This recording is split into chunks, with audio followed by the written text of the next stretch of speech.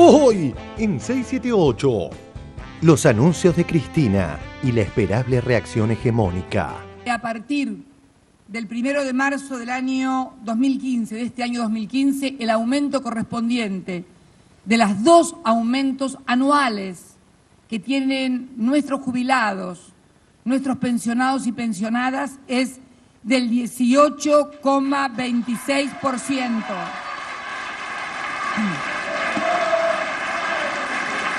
En TN.com, 62 minutos sin Nisman. La presidenta habló 62 minutos en cadena nacional, pero no hizo mención al fiscal Nisman. No mencionó el caso, ¿no? Claro, no lo mencionó el caso Nisman. También Argentina ayer firmó, o sea, yo firmé por la Argentina, el decreto con la República de Alemania. Precisamente venimos firmando convenio con todos los miembros de la Unión Europea y se está ya formalizando definitivamente con la firma de estos acuerdos y los decretos de aprobación por parte del Poder Ejecutivo de la renegociación de la deuda con el Club de París, de la cual este año vamos a pagar la segunda cuota. Chocolate por la noticia. La OPO le dice no a Carles. No hay un garantismo sonso ni agregarle ya más calificativos de los que ya se le ponen al pobre garantismo. O hay garantismo o no hay garantismo, es decir, o hay Estado de Derecho o hay Estado autoritario. O hay democracia o hay dictadura, no hay alternativas. Leonardo Daniel, buen día. Se ha propuesto el nombre de Roberto Carles, con el que usted trabajó en la redacción del proyecto del Código Penal. Sí, yo celebro esa nominación porque creo que es un hombre que tiene mérito bastante como para ocupar un cargo de esa significación. Tiene una alta calificación intelectual. Militante del kirchnerismo, de la Cámpora. Un tuitero de mucha actualidad, ha sido panelista de 678. Parece que se requiere un poco más, ¿no? De que ser ahijado de Zaffaroni. Y dicen de él que es un pichón de Zaffaroni, ¿no? Básicamente. Su padre putativo es Eugenio Zaffaroni. Yo creo que fuera cual fuera el nombre iban a objetar porque no existe la voluntad política de permitir que la Corte funcione con la totalidad de sus miembros. De todos modos, la objeción que se escucha más seguido es que es muy joven. El gobierno está proponiendo a un jurista de 33 años, de apellido Carles. No les es obstáculo que Fayt esté a los 97, no lo discuten, lo quieren ahí. ¿Por qué? Porque es un voto de ellos. Y cuando digo ellos hablo de todo el establishment al que un sector de la política permanentemente favorece y distingue. Y no quieren a un joven de 33 años porque es demasiado joven. Es muy cruel, me parece muy injusto. Esos imprescindibles hallazgos de 678. Cuando se firmó el memorándum con Irán, Amia y Daya estaban de acuerdo. La República Islámica de Teherán se comprometió por escrito a poner a disposición del juez y del fiscal a todos aquellos que tengan alerta roja. La comisión de notables no interfiere con la justicia, no tiene potestad para interferir ni dar instrucciones a la justicia argentina, bajo ningún concepto. Nos hacía ruido de hablar de una comisión de la verdad, pero el canciller claramente dijo que esta comisión mal llamada, entendemos nosotros, de la verdad, no va a incidir para nada en la justicia, en las circulares rojas. En forma unánime, los familiares que estaban presentes dijeron que bajo esas condiciones estaban de acuerdo en que se continuara este trámite como única manera de avanzar en un proceso que lleva años estancado por falta de este tipo de declaración indagatoria. Y días después cambiaron de opinión. ¿Qué fue lo que motivó el cambio de postura? El gobierno argentino no es un interlocutor válido y no es un interlocutor creíble. En los términos en que está redactado el documento, no podemos acompañarlo. En nombre de AMIA, que es la comunidad judía de la República Argentina, rechazamos de plano este acuerdo. No podemos darle curso a este memorándum para la Comisión de la Verdad. Ecos de una particular estrategia de campaña. Estamos en época de campaña y Sergio Massa quiere ser presidente. ¿Y quién es su hombre fuerte en la estrategia publicitaria? Ramiro Agulla. ¿Y Agulla qué le dice? Y mira, das muy porteño. En el interior de la Argentina te conviene, por ejemplo, no pronunciar tanto tus eses y tiene un problema. Sergio Massa tiene bastantes heces y entonces Sergio Massa graba spots para el interior de la Argentina tratando de comerse las heces. Hola, soy Sergio Massa y te quiero hablar a vos que estás en La Pampa. Creo que este año se nos hizo cuesta arriba. La inflación, la presión de los impuestos. Hola, soy Sergio Massa y te quiero hablar a vos que estás en Misiones, de pensar un país en el cual le ganemos a la droga y a la inseguridad. Hola, soy Sergio Massa y te quiero hablar a vos que estás en Formosa. Hola, soy Sergio Massa y te quiero hablar a vos que estás ahí en Córdoba. Lo podemos hacer juntos. Tengo las otras campañas internacionales ya directamente. En Japón, por ejemplo. Konnichiwa, soy Sergio Masakawa y te quiero hablar a vos que estás en Tokio. Amarillo y no color, pero de Macri. Mejor vota Massa. Brasil. Oi, eu sou Sérgio Marcinha. Eu quero falar com você. Você sofre de inflação, sofre de inseguridade, sofre como Luiz, sofre como Juan, sofre como Miguel, você. Pare de sofrer.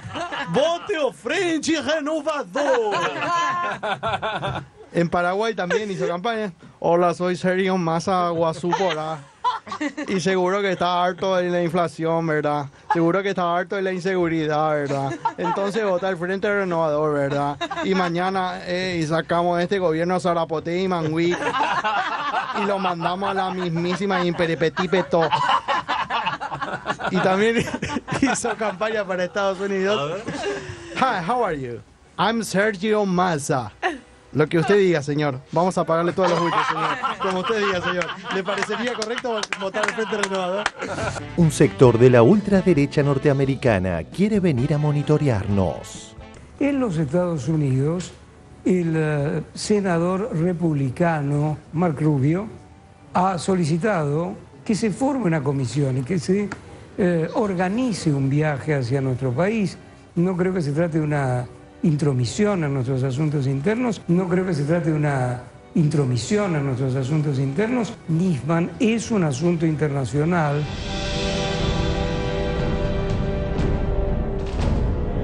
Plantear un apoyo de organizaciones internacionales Sí. A la investigación de la fiscal de la causa, para que la causa pueda estar apoyada por el FBI, tienen capacidad de investigación. La República Argentina es un país autónomo, soberano e independiente. Debo remarcar al señor senador Rubio de los Estados Unidos que con su visión imperial desconoce profundamente la Carta de las Naciones Unidas y el principio de autodeterminación de los pueblos y el funcionamiento del sistema republicano, federal y democrático. Considero que la intromisión indebida de otro Estado en asuntos internos de otro Estado constituye una injerencia absolutamente indebida e incorrecta, propia de una actitud de carácter imperial, de la vigencia plena de ese señor que representa a la más recalcitrante derecha republicana. ¡Mueves! ¡Ahí 7-8! Un pequeño gladiador contra los gigantes hegemónicos. Y esta llegada al fútbol argentino, ¿qué va a ser o qué crees que va a ser en tu carrera? O sea, no trato de pensar en lo que puede pasar en 6, 7, 8 meses. 6, 7, 8 meses. Trato de pensar en mañana. En aquel otro mundo distante, en tiempos de otro cantar. Lejos, lejos, con la mirada en otros espejos, sin darme cuenta, un día eché a andar.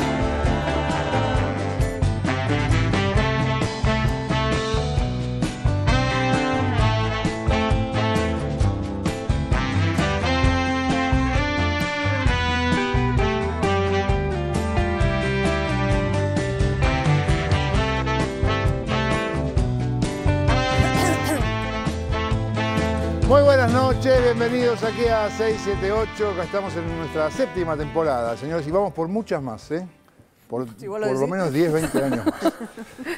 Yo por lo menos, no sé cómo me... No los asustes más. Tengo que hacer la cuenta de cómo me viene la jubilación. Buenas noches, señor Moca, Russo, García, Palma, Nolaveiras, que dice, hoy nos visita el señor, y a ver si me va a salir bien, Iván Jagroski. ¿Cómo estás, Iván? Bienvenido. Iván, ¿cómo me dice? Gracias por la invitación. No, por favor, yo pensé que ya habías venido, me sorprendió que... Primera vez. Bueno, pero viste cómo Siempre es. hay una. Siempre hay una. Iván Jagroski, es un periodista, lo pueden escuchar en FM Nacional Rock en la 93.7, haciendo Segurola y Habana todos los días, de 10 de la mañana a 1 de la tarde. También el Fin de la Metáfora, los domingos a las 10. En el destapeweb.com, allí también escribe sus columnas y es columnista también en Economía Política en C5N. Exactamente. Y ahora lo tenemos acá de panelista. Como a Carles. Así que olvídate de ser juez de la corte. Asiduo panelista. Jagroski a la corte no llega. No sabía que había sido panelista, Carlega. Sí, lo fue mucho tiempo. Tienen las pruebas en TN, ellos guardan todo. Bueno, vamos al primero de nuestros informes, con los anuncios que hizo hoy la Presidenta de la Nación y las trampas que siempre hace la gente esta que maneja medios muy grandotes acá en Argentina. Vamos a verlo. El discurso de Cristina y lo que se pretende tapar. A partir del 1 de marzo del año 2015, de este año 2015, el aumento correspondiente de las 2 aumentos anuales que tienen nuestros jubilados, nuestros pensionados y pensionadas, es del 18,26%.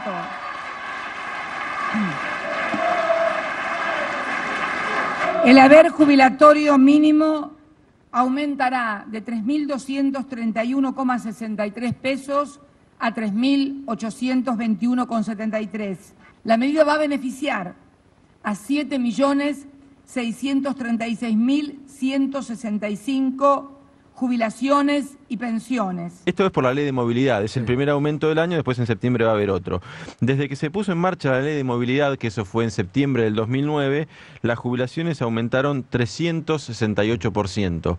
La medición de la inflación que hace el IPC Congreso, el IPC Posición, dio en ese mismo periodo 309%. O sea, las jubilaciones aumentaron más que cualquier medición de la inflación. Si uno la compara con la inflación oficial, todavía mucho más. La ley de movilidad, que fue tan debatida en el Congreso, que decían que iba a ser una estafa para los jubilados, que era una forma de meterle la mano en el bolsillo. Yo la verdad que quisiera creerle al gobierno que esto lo hace para defender los ahorros de los potenciales jubilados, pero mi olfato me dice que aquí hay, una vez más, como en otras ocasiones, un manotazo para hacer caja. Es un robo simple y sencillo de un gobierno saqueador que le pretende mentir al pueblo diciendo que está protegiendo a los jubilados. Es confiscatoria, tira para abajo los incrementos futuros en los haberes de los jubilados, va a seguir achatando el haber de los jubilados. Desde que se puso en marcha la ley de movilidad, que eso fue en septiembre del 2009, las jubilaciones aumentaron 368%. Es confiscatoria, tira para abajo los incrementos futuros en los haberes de los jubilados, va a seguir achatando el haber de los jubilados. Yo lo que quiero en este momento es cuidar la plata de los jubilados. Bueno, está bien.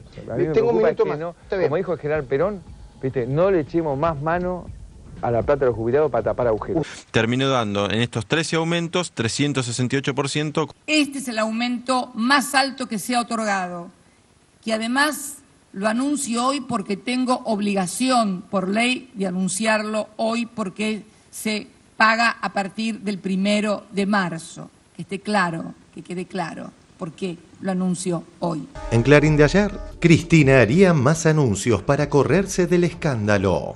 En cualquier momento pasaremos a regalar un discurso de la Presidenta donde suponemos que se anunciará cosas maravillosas de un país genial, que nos va a todos perfecto y que está todo bomba, aumento de jubilados, pero hay un intento del gobierno por... La palabra es sacar a Nisman de la escena. Diario Clarín de hoy. Cristina reaparece con anuncios para tratar de mostrar iniciativa.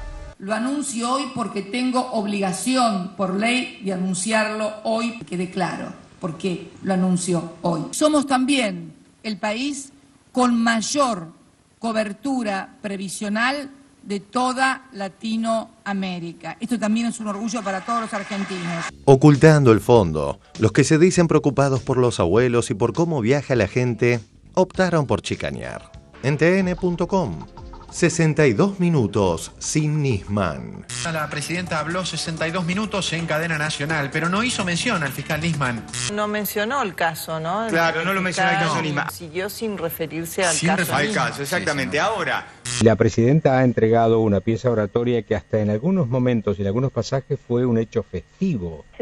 Armar esa puesta en escena de un festejo en un momento, insisto, donde la verdad es que estamos todos en un estado de recogimiento, la verdad es que no se justifica. Sigamos con el discurso de la presidenta. También Argentina ayer firmó, o sea, yo firmé por la Argentina, el decreto con la República de Alemania. Precisamente venimos firmando convenio con todas los miembros de la Unión Europea y se está ya formalizando definitivamente con la firma de estos acuerdos y los decretos de aprobación por parte del Poder Ejecutivo de la renegociación de la deuda con el Club de París, de la cual este año vamos a pagar la segunda cuota. En la tapa de BAE del día de hoy. Acuerdo clave con Alemania para el pago de deuda del Club de París. Con la firma del entendimiento, Argentina se aseguró el compromiso de inversión del país más importante de la Unión Europea. A ver cómo toca este tema el diario Clarín. Página 23. Acá no está. Acá chiquito. Club de París. Kicillof firma acuerdo con Alemania, pero no menciona el compromiso de inversión. Ahora, pasemos al capítulo turismo. También acá me acercaba hoy el ministro de Economía, algunas noticias que aparecían en los diarios con un tipo de cambio planchado persiste en enero el freno a la inflación. Mirá cómo te dan la noticia de que la inflación no crece. Porque, ¿qué tendrían que decirte? La inflación no crece, punto. Se desacelera, punto. No. Primero te dicen, sos horrible, asqueroso, inmundo, pero en realidad estás haciendo las cosas bien, dice. En elcronista.com, con un tipo de cambio planchado, persiste en enero freno de la inflación. Freno de la inflación, estabilidad cambiaria. La pérdida del salario real, dicen, del año pasado y el freno de la actividad económica contribuyeron a que en enero la inflación se sostenga como pérdida del salario real. ¿Con qué están veraneando? ¿Con qué están veraneando los millones de argentinos batiendo récords en todas las plazas turísticas? El boom del turismo tuvo que ser reconocido hasta por los medios opositores. Estoy acá en la costa atlántica, Marcelo, justamente en Pinamar, y no sabés lo que es la calle acá, Marcelo. Esto es una cosa impresionante, como no lo veo desde los años 80. La realidad que las vacaciones en Pinamar o en Cariló, que son los balnearios se supone más caros de Argentina, mucho más accesibles que en la costa uruguaya, pero realmente, Marcelo, este año las diferencias son impresionantes. Esto claramente consecuencia del cepo cambiario. Explota la costa atlántica, me cuentan amigos que están también en el sur de Argentina, en Bariloche, Villa Langostura, que también es impresionante. La Nación del 15 de enero. Playas llenas de gente, restaurantes con las mesas cubiertas, hoteles con alta ocupación, centros comerciales con actividad intensa, espectáculos y excursiones con alta demanda. Son algunas de las señales que llevan a los operadores turísticos a trazar un balance positivo de la primera quincena de este mes. Mar del Plata explota, muchísimo mejor las ventas este año que el año pasado,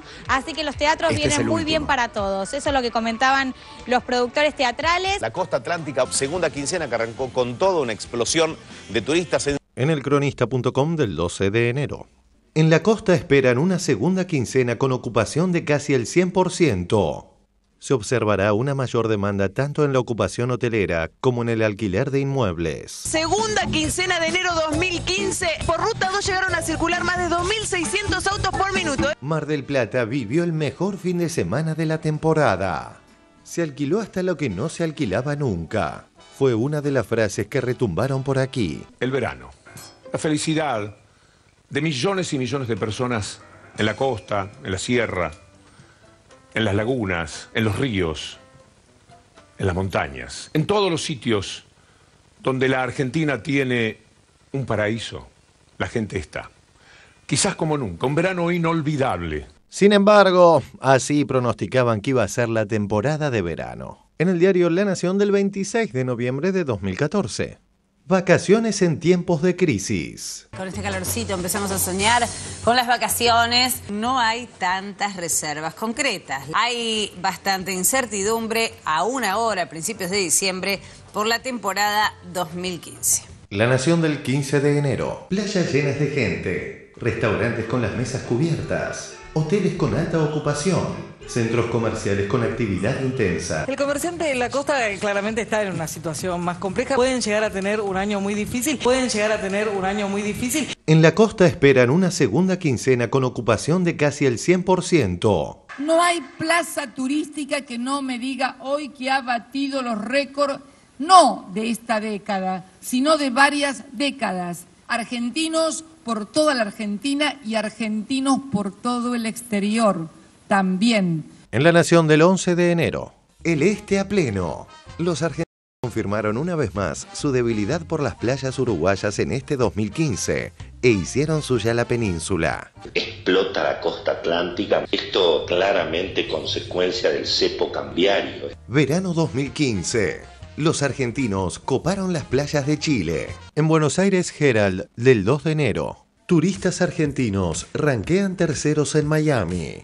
Son los 14º que más contribuyen al mercado estadounidense y la tendencia va en ascenso. Esto claramente consecuencia del cepo cambiario. ¿Saben qué me hace acordar? Esta explosión de argentinos que de repente, pues ustedes acuérdense lo que era el escenario que nos habían planificado, anunciado en los diarios y en los medios de comunicación. Nos habían anunciado que teníamos un dólar a 20 pesos, que nos quedábamos con 2 pesos de reservas. ¿El análisis qué dice? Bueno, que van a estar mucho más apretadas las reservas del Banco Central. Argentina va a terminar con reservas escasas y cepos de todo tipo. Va a ser peor. Hasta fin de año va a ser peor. Para tener en cuenta y para tomar nota, como hice yo. Hablamos con distintos economistas para ver cómo vamos a llegar de acá al 2015 rascando el fondo del frasco. Las reservas están por encima de los 28.000 millones de dólares, pero se teme que a lo largo de estos próximos meses la fuerte demanda, la caída en el ingreso de divisas, la va a hacer bajar hasta los 25.000, 26.000 millones de dólares, una zona peligrosa, una zona que le mete mucha atención al mercado cambiario. Y cuando llegó diciembre y nos encontró con más reservas de las que nosotros mismos pensábamos, por así decirlo, porque por ahí son tan mala onda que hasta te hacen dudar a vos, pero bueno, qué sé yo, ¿viste? Pero cuando llegó diciembre y vieron que el dólar estaba como tenía que estar, que las reservas estaban donde nadie pensaba que iban a estar, donde la gente compraba, reservaba, no había reservas en ninguna plaza, yo sentí que la gente sintió como una liberación y fue a disfrutar. Y hoy leía un artículo donde decían que en Pinamar, ¿dónde era? Pinamar, vive un fin de semana perfecto. Clarín lo dice, qué raro. Se le haber escapado el editor esto. En Clarín del domingo pasado. Pinamar vive un fin de semana perfecto y los turistas ya no consiguen lugar. No cabe un alfiler en la costa. La ciudad recibió más gente que durante el recambio de enero y el clima acompaña con sol y calor. Piden a los vecinos que avisen si tienen casas para alquilar. ¿Qué fin de año distinto imaginaron? No para el gobierno, porque en realidad creían que esto era para el gobierno, lo imaginaban para la gente. Ellos creían que con esto el gobierno le iba a ir mal y no se daban cuenta que cuando al gobierno le va mal, le termina yendo mal a la gente, ¿no?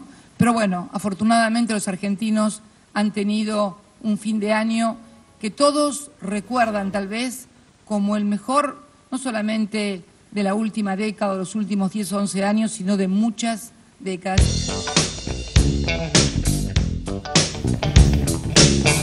Muy bien, excelente el informe, Yargroski, ¿qué me cuenta respecto de todo esto? Bueno, hay muchísimas cosas, el informe era amplio. La primera que, digo, yo soy tal vez más joven como para decir lo que voy a decir ahora, pero a mí me da la sensación que todos los gobiernos que prometían en campaña que iban a subir las jubilaciones, o no las subían, o las estancaban o, como pasó con el gobierno de la Alianza, las recortaban, ¿no? Digo esto también porque estamos en un año electoral y todos van a prometer subir las jubilaciones. La realidad efectiva, dirían algunos, que el único gobierno que subió las jubilaciones y que jubiló son 2,5 millones de jubilados, más de 2,5 millones de jubilados, fueron los gobiernos, bueno, entre el kirchnerismo, digamos, ¿no? Para no hacer decisiones arbitrarias. Eso en términos de la jubilación y la ley de movilidad jubilatoria, que bien decía la presidenta, no es algo arbitrario por decreto, sino que fue una ley votada por el Congreso. Después, yo ahí disiento mínimamente con lo que decía la presidenta en términos de lo que fue el año pasado con el tema del salario. Hubo por primera vez en los 11 años que llevaba el kirchnerismo unos pequeños puntos porcentuales, 3, 4 puntos porcentuales, reconocido incluso por el mismo Antonio Caló, de salario real, que fue el primer año que los salarios perdieron con la inflación, que nosotros podemos decir que es entre la del INDEC y la consultora privada más seria que podamos conseguir. Ahora, sí es cierto que este año va bastante más a la baja de lo que había sido el año pasado. Cuando vos hablas con funcionarios del Ministerio de Economía, que ellos hacen el famoso presupuesto, que la prevén entre 15 y 20%, dice va a ser entre el 20 y el 24%, y la verdad es que han tenido pericia en esto el equipo económico, que además, y con esto termino, se anotó un poroto con el tema Alemania. No sé si ustedes se acuerdan que el año pasado, antes del fallo de la Corte, no, por favor, no hablemos de eso. Pensé que ibas a decir algo del Mundial. El año pasado, antes del fallo de la Corte, a Kicillof le decían que espere un mes más para cerrar con el Club de París estos acuerdos bilaterales, porque iba a tener una tasa más favorable. Bueno, después de lo que pasó, que la Corte no toma el caso, si Argentina hubiese esperado ese tiempo, la tasa hoy sería muchísimo más alta y, para no entrar en tecnicismo, sería mucho más desfavorable para el Estado, para los recursos del Estado. Palma. Y la sensación que tenía cuando la escuchaba a Cristina hoy era la de mostrar un país que sigue andando finalmente. Es decir, me parece que la lógica de la noticia de Nisman, tan totalizante, tan omniabarcadora de toda nuestra vida, lo que llevaba era una parálisis. La idea de que estamos en una crisis y que hay una parálisis, que de ahí no se puede mover. Y bueno, y lo que se muestra ahí es que finalmente el gobierno sigue andando. Estuvo también la cuestión de la renovación de los trenes, además de lo que veíamos en los informes. Y después pensaba en lo que muchas veces también mostramos acá acerca de Ignacio Ramonet, cuando nos hablaba de la censura democrática, de esa censura que actúa por sobreabundancia de información inútil que tapa la verdadera información. Digo, bueno, ¿qué es lo que sucede cuando aparecen voces alternativas? ¿Sí?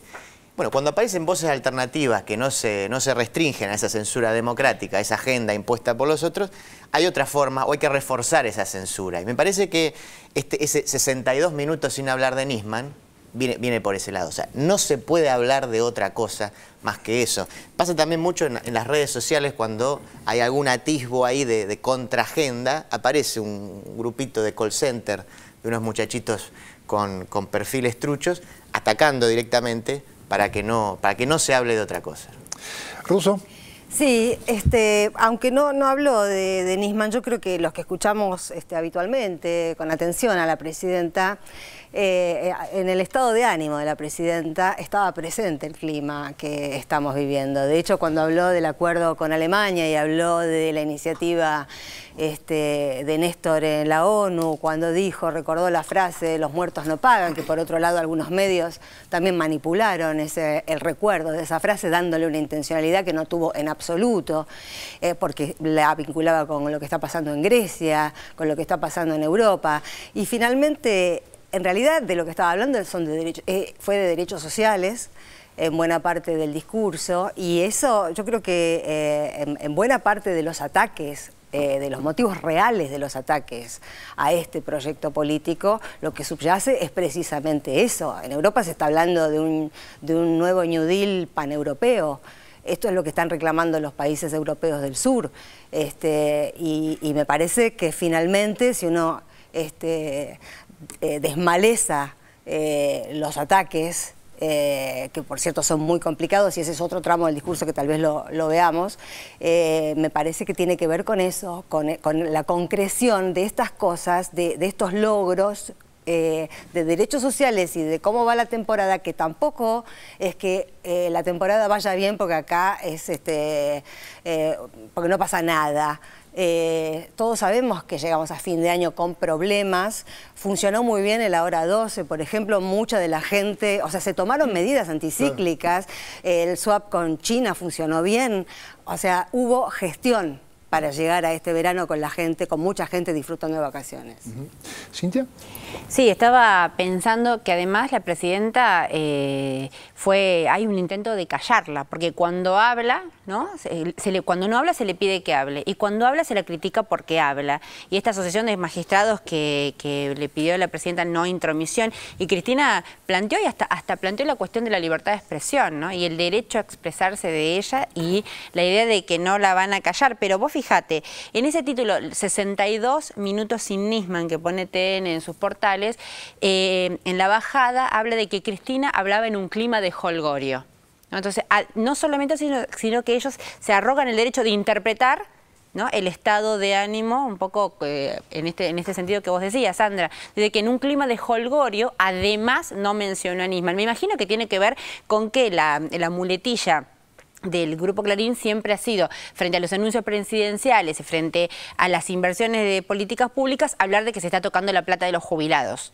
Pero acá, como la plata de los jubilados es aumentada, ¿cómo van a contradecir esas medidas? Entonces encontraron esta beta, con lo cual me parece que eso está claro, digamos, las políticas de Estado y el formato comunicacional que hace la presidencia, que se reafirma una vez más frente a la diferencia entre la comunicación directa de las cadenas nacionales y la transmisión, la traducción y la interpretación que hacen los medios dominantes de lo que dice la presidenta. Sí.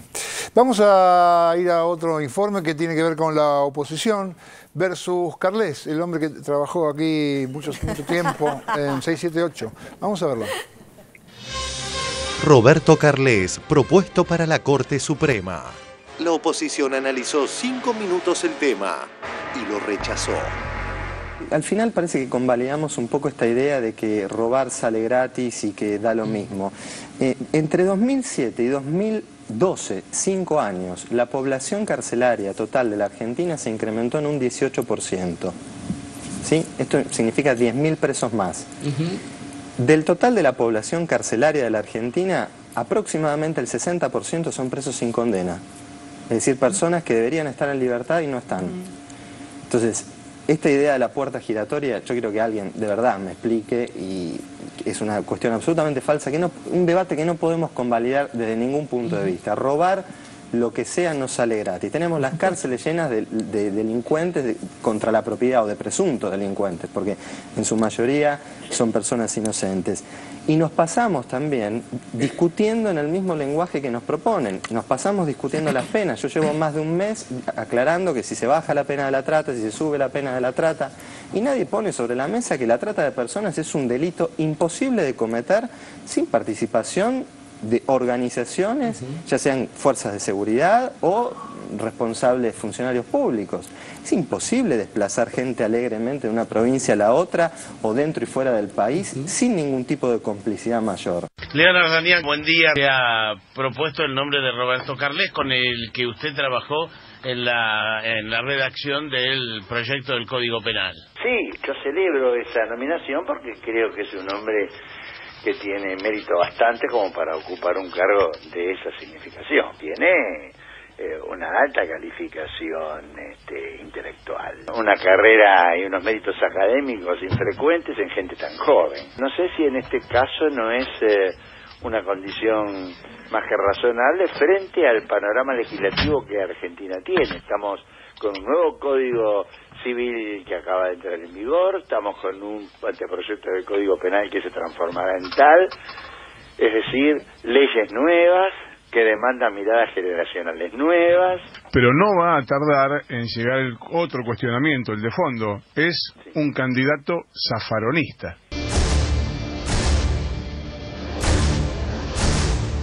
Vamos a conocer un poco quién es este hombre propuesto por el gobierno. Un hombre jurídicamente muy cercano a Zaffaroni. Carles era un secretario de Zaffaroni. Roberto Carles, dicen que es como un discípulo de Zaffaroni. Parece que se requiere un poco más, ¿no? De que ser ahijado de Zaffaroni. Y dicen de él que es un pichón de Zaffaroni, ¿no? Básicamente. Su padre putativo es Eugenio Zaffaroni.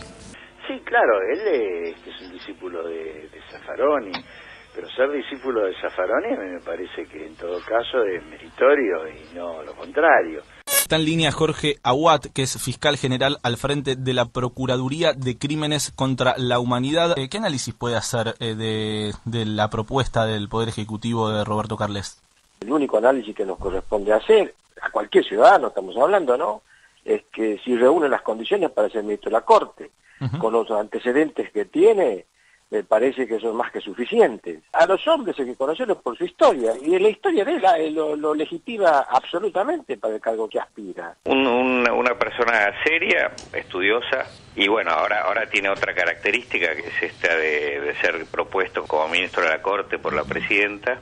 Y ahí ya entran en juego otras cosas, que es qué tipo de perfil a uno le gustaría que tuviera un juez de la Corte, ¿no? Una persona seria, estudiosa, propuesto como ministro de la Corte por la presidenta, y ahí ya entran en juego otras cosas, que es qué tipo de perfil a uno le gustaría que tuviera un juez de la Corte, ¿no? Hay sectores que objetan la designación, o sea, en cuanto escucharon el nombre, hacen sus reparos. Militante del kirchnerismo, de la Cámpora. Un tuitero de mucha actualidad, ha sido panelista de 678. Sí, un hombre que además se lo vio varias veces, ¿no? Invitado en el programa oficialista 678. Unos lo califican como tuitero K, ha defendido el 678, Nunca oí hablar de él, pero voy a decir a partir de lo que surgió en los diarios. Sí. Es decir, que usted está hablando de una persona que no conoce en el ámbito de la justicia. No, ni de nombre. La idoneidad técnica para un cargo tan importante también se basa en una experiencia, en una trayectoria. Me parece, para ser suave, que es una trayectoria muy corta. Si vemos que se trata de un militante del oficialismo, hablando de una personalidad además, de alguien que no respeta el periodismo. Es decir, que usted está hablando de una persona que no conoce. No, ni de nombre. La oposición no va a dar acuerdo a un nombre que realmente no reúne ni de lejos las condiciones. Es verdad. Figura en su currículum que es secretario de la Asociación Latinoamericana de Derecho Penal y Criminología. Quiere decir que tiene un currículum, tiene una experiencia y tiene unos pergaminos importantes, ¿no? Como diploma de honor, como haber coordinado la comisión que modificó el derecho, el Código Penal, con juristas de renombre y diputados y senadores, tampoco es poco antecedente. Es decir, que usted está hablando de una persona que no conoce. No, ni de nombre. Yo creo que fuera cual fuera el nombre iban a objetar porque no existe la voluntad política de permitir que la Corte funcione con la totalidad de sus miembros. De todos modos, la objeción que se escucha más seguido es que es muy joven. Postulan a un joven de 33 años, Roberto Carles. Una persona tan joven, sin la experiencia. El gobierno está proponiendo a un jurista de 33 años, de apellido Carles. Roberto Carles es este hombre, abogado de 33 años, muy joven. La objeción que se escucha más seguido es que es muy joven. No escuché a nadie al mismo sector objetar a algunos porque son muy viejos. Fíjense qué curioso, nosotros podemos criticarlo a él por defecto, pero también tendríamos que pensar qué pasaría si tuviese, en el caso del doctor Fay, que es una persona altamente respetable, pero que también tiene un problema de edad, digamos. Tiene un problema con la edad, pero creo que acá hay una discusión de fondo, o en el fondo, que nada tiene que ver con este postulante, que es una postura que ha tomado en común la oposición de no querer validar ninguna candidatura a la Corte por parte de este gobierno. No es un gobierno de salida el que tiene que hacer esto. Ninguno de los senadores opositores vamos a votar, mientras dure este gobierno, una modificación de la Corte. Y hemos planteado la necesidad de que el próximo gobierno sea el que proponga. ¿La de Carles y la de ningún otro? La de Carles y la de ningún otro. No pareciera que un candidato del gobierno vaya a tener apoyo en la Corte, en el Senado. Si este es un gobierno que se está yendo, ¿por qué no permitirle al próximo gobierno que proponga los miembros de la Corte Suprema de Justicia? Lo que pasa es que hay, por una ley, digamos, una vez que hay una renuncia, en los próximos 30 días tenés que hacer una presentación. Sí, claro, obviamente. Tweet de Hermes Wiener. La designación de Carles es una cortina. Lo importante es saber qué pasó con Nisman y continuar su investigación en la causa AMIA. En medio de todo lo que está pasando en torno de la muerte del fiscal Nisman, el gobierno, ¿con sentido oportuno o fue casual?, dio a conocer un nuevo nombre. Lo único que hay es una bomba de humo para distraer la atención. Después de la muerte del doctor Nisman. Por una ley, digamos, una vez que hay una renuncia, en los próximos 30 días tenés que hacer una presentación. Sí, claro, obviamente. Y eso me parece que es un ejercicio un poco arbitrario de las facultades que ejerce el Senado en este sentido, porque el gobierno es tal hasta el 10 de diciembre y mientras tanto está altamente validado como para tomar decisiones que sean en el ámbito de su competencia. La discusión es política, básicamente porque no quieren a uno nuevo. Ellos quieren que siga manejando cierto personaje mediático la Corte Suprema a través de la presencia de Lorenzetti. No les es obstáculo que Fayt esté a los 97, no lo discuten, lo quieren ahí. ¿Por qué? Porque es un voto de ellos. Y cuando digo ellos hablo de todo el establishment al que un sector de la política permanentemente favorece y distingue. Y no quieren a un joven de 33 años porque es demasiado joven. Es muy cruel, me parece muy injusto. No hay un garantismo sonso, ni agregarle ya más calificativos de los que ya se le ponen al pobre garantismo. O hay garantismo o no hay garantismo, es decir, o hay Estado de Derecho o hay Estado autoritario, o hay democracia o hay dictadura, no hay alternativas. Ahora, sí es verdad que bueno, se da una pugna, ¿no?, en la democracia en el que a veces el sistema se orienta más hacia el Estado autoritario y a veces más hacia el Estado de Derecho. Y ahí es donde está un poco el debate.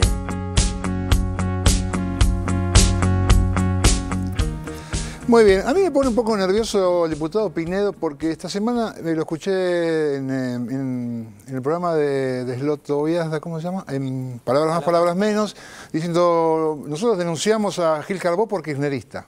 Fue una frase que dijo. Ahora dice, bueno, este pibe es bárbaro, qué sé yo, ahora lo postula la presidenta y ya cambia la cosa. Tendría que empezar a revisar, ya sé que está grande y por ahí uno a cierta edad difícil, pero sus conceptos sobre la vida, sobre la república, que tanto habla, democracia, el otro, deja que la gente sea kirchnerista, por ahí. No, ese es el problema. No, qué sé yo, la verdad que los argumentos para cuestionar la candidatura de Carles evidentemente no tienen nada que ver con Carles. Iban a cuestionar a cualquiera que fuera propuesto por el gobierno. Ahora, cuestionarlo por joven, la verdad que uno dice, lo preocupante es que haya un señor de 97 años como miembro de la Corte Suprema, no que entre uno de 33. Si el tema es la edad, la verdad, estamos en el siglo XXI, está bien que la expectativa de vida ha aumentado, pero objetivamente es preocupante que un señor de 97 años, más allá de su trayectoria ilustre, siga al frente. Hay que saber retirarse a tiempo, digamos, me parece. Por algo la reforma constitucional fija los 75 años como el límite para ejercer el cargo como ministro de la Corte Suprema. Me parece, más allá de la acordada que lo habilitó en su momento a Fay y a Petraki a seguir en sus cargos. Eso por un lado. Por otro lado, me parece que vos decías lo de Pinedo. Lo que pasa es que Carles hizo un excelente trabajo como coordinador de esa comisión de reforma del Código Penal que presidió el doctor Zaffaroni, que también integró el doctor Girlavedra, y que tanto Girlavedra por el radicalismo como Pinedo por el PRO, después quedaron absolutamente desautorizados por su partido, porque cuando Massa salió con su discurso de mano dura, absolutamente inescrupuloso, el proyecto de reforma del Código Penal todo el año pasado quedó dormido y no se sabe qué va a suceder durante este año. Después, el tema de Zaffaroni. La verdad que es lo que decías, Lañán, ser un discípulo de Zaffaroni, un especialista en derecho penal, creo que es un orgullo para cualquier abogado penalista, no un cuestionamiento ético a su formación profesional. Es un demérito, es una locura. Bueno. Es una locura. Los cuestionamientos que se hacen no tienen nada que ver con la idoneidad. Y además hay otro tema que también los medios dominantes soslayan y que me parece que quizás es el punto más fuerte, más allá de lo que a mí en lo personal me parezca, que es la buena relación que tiene Carles con el Papa Francisco. Porque objetivamente, después de que salió Massa con ese discurso diciendo que iban a dejar todos los presos libres, iban a abrir las puertas de las cárceles, sí, que los genocidas no iban a ser juzgados en la Argentina, como salió a decir Giustosi, las atrocidades más infundadas que dijeron, fue a través de Alicia Oliveira, que falleció el año pasado, la amiga del Papa, que todos conocemos su trayectoria en derechos humanos, que Carles llega a Roma a una entrevista con el Papa Francisco y es ahí donde el Papa saca un comunicado diciendo que oponiéndose al endurecimiento de las penas como solución a los problemas de seguridad. Entonces me parece que, después de esa entrevista de Carles con el Papa, que saca ese comunicado, poco tiempo después es el almuerzo de la presidenta con el Papa, que, bueno, tuvo más de 3 horas, que todos sabemos las consecuencias que eso tuvo. Entonces me parece que ese es un punto fuerte para esa derecha opositora que no se banca que encima este joven tenga una buena relación con el Papa Francisco. Ahora, la decisión de la oposición a priori de oponerse a cualquier candidato habla del nivel de irracionalidad política en el que estamos en Argentina. Yo creo que esto no debe tener antecedentes en el mundo. El supuesto desconocimiento de que la presidenta, que además está dicho en la propuesta de Carles como candidato a la Corte, 30 días fija el decreto 222 de renovación de la Corte una vez que renuncie un miembro para que el Ejecutivo proponga a un posible sucesor. Entonces, falta un año de mandato, se lo tienen que bancar. La Constitución habla de 4 años de mandato. Es como lo de la jubilación de hoy.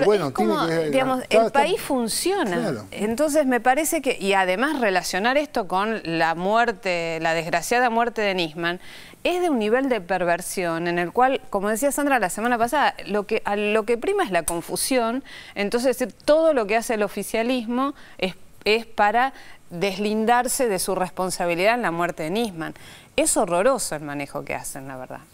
Igual me quedo con atrocidades infundadas, me gustó. Porque a veces no sé qué, cuando Massa, las cosas que dice Massa, y no me salen otras palabras, y está bien, atrocidades infundadas para no decir otras cosas. Sobre el doctor Massa, que es un Nobel abogado recibido en la Universidad de Belgrano, que tiene algunas cuestiones técnicas flojo de papel, claro, a revisar. Recordemos que se quiso presentar como querella antes, no lo logró en la causa de Nisman. Sí. Es en términos políticos precisos absolutamente irrelevante porque el Frente Renovador no tiene senadores. Entonces acá el pliego de Carles tiene que pasar por el Senado.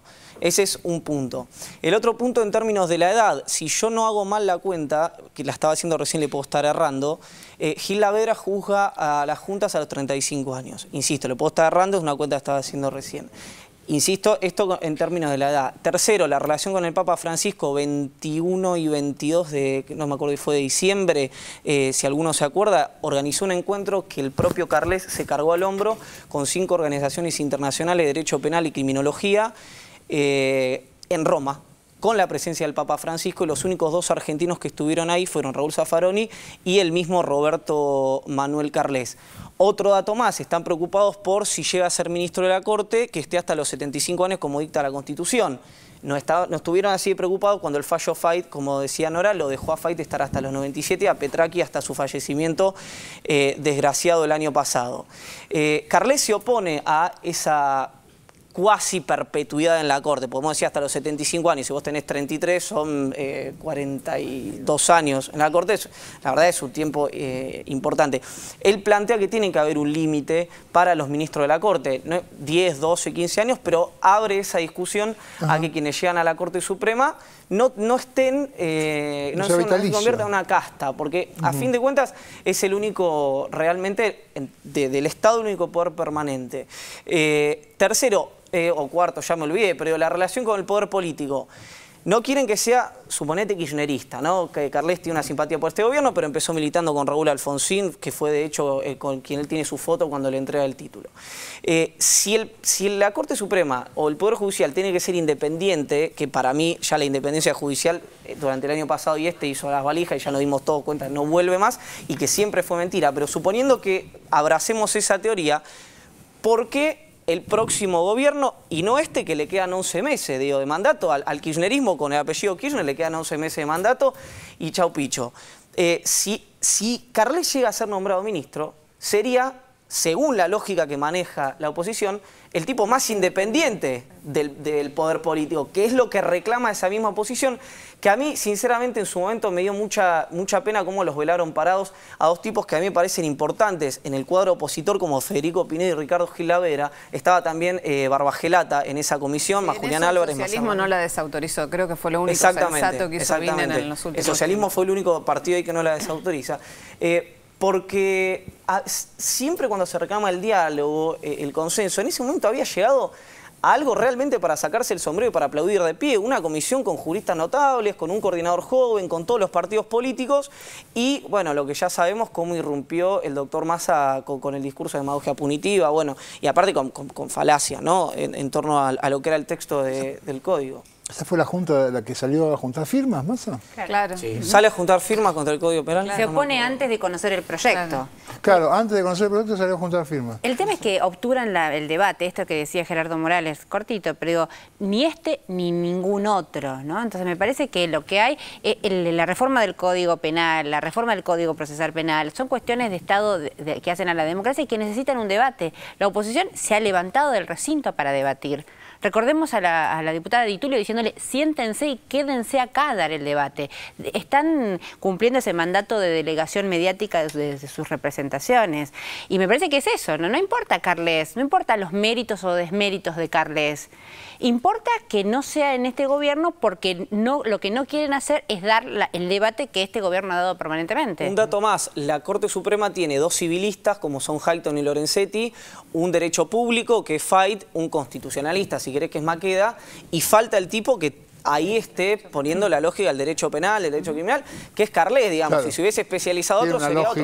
Y algo que me pareció maravilloso, me pareció extraordinario, fue Sapsay opinando sobre un tipo que 30 segundos antes había dicho que no conocía. Eso me pareció extraordinario. Y bueno, es lo que hace Sapsay. Pero, últimamente se dedica pero de última, esa contradicción la tenés en dos notas diferentes. No en la misma nota que te dicen, usted está opinando sobre alguien que no conoce absolutamente. Y se lanza a hablar sobre si Carles fuese un primo hermano.